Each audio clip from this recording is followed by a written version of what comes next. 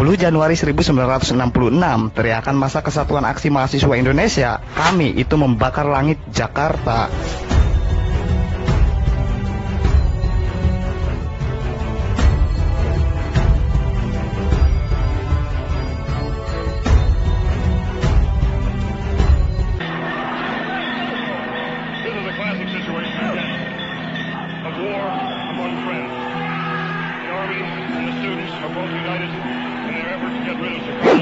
Mereka geram pada Presiden Soekarno yang tak membubarkan Partai Komunis Indonesia yang dituding bertanggung jawab atas peristiwa G30 September.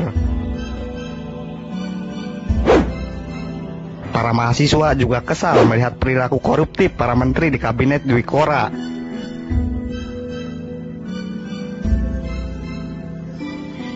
Di tengah kesulitan rakyat, para menteri hidup berfoya-foya. Selain itu, perekonomian Indonesia nyaris ambruk. Harga BBM naik dari Rp4 menjadi Rp250. Harga-harga langsung melambung. Beras dan kebutuhan pokok lain menghilang dari pasaran. Kalau ada, harganya naik puluhan kali lipat.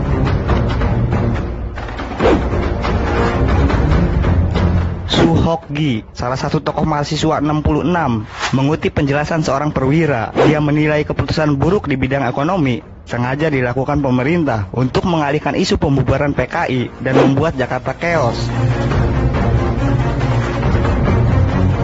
TNI yang saat itu mendapat simpati masyarakat akan berbalik dimusuhi rakyat jika menindak rakyat yang bergerak. Dalam hal ini jelas PKI yang diuntungkan. Presiden Soekarno terkesan enggan membubarkan PKI karena hanya PKI lah yang menjadi penyeimbang kekuatan TNI Angkatan Darat.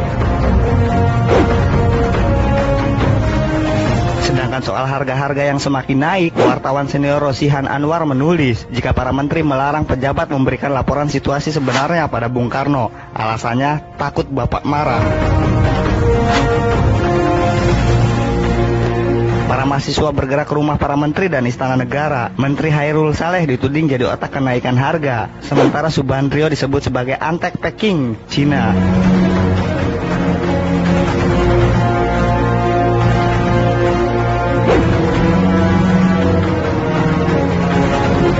Mereka juga membuat tulisan yang membuat Soekarno berang, "Stop import istri" atau "Istana Sarang Lonte".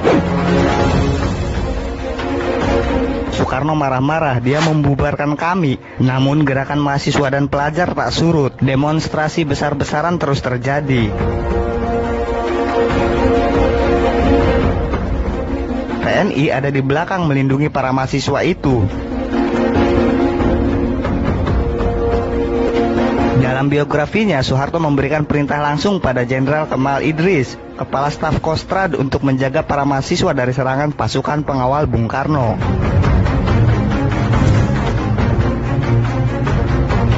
"Saya menaruh harapan pada anak-anak muda yang mengadakan demonstrasi itu," kata Soeharto.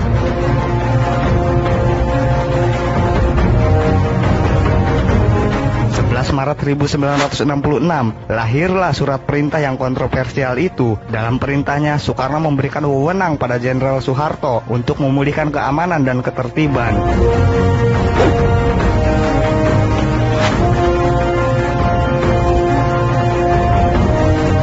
Inilah titik awal kejatuhan Orde Lama.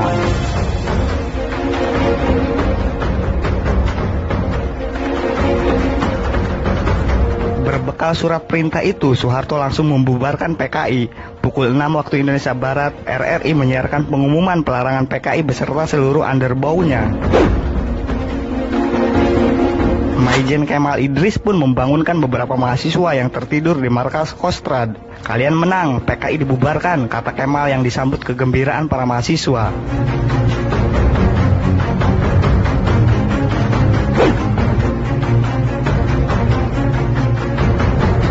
Di jalan-jalan pun rakyat menyambut pembubaran PKI. Mereka bersorak-sorai menyambut parade militer yang digelar Soeharto.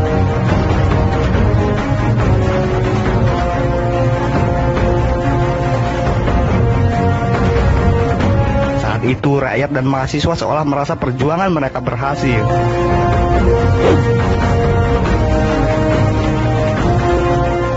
Puluhan tahun kemudian, gerakan mahasiswa pula yang menggulingkan Soeharto tahun 1998.